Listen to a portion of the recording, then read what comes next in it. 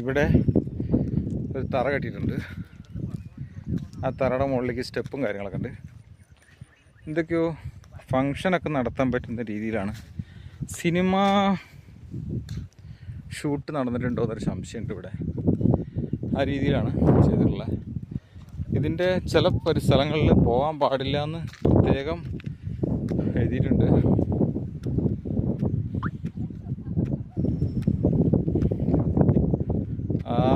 ഇത് പൊളി സ്ഥലം തന്നെയാണ് കേട്ടാ, ഒന്നും പറയാനില്ല.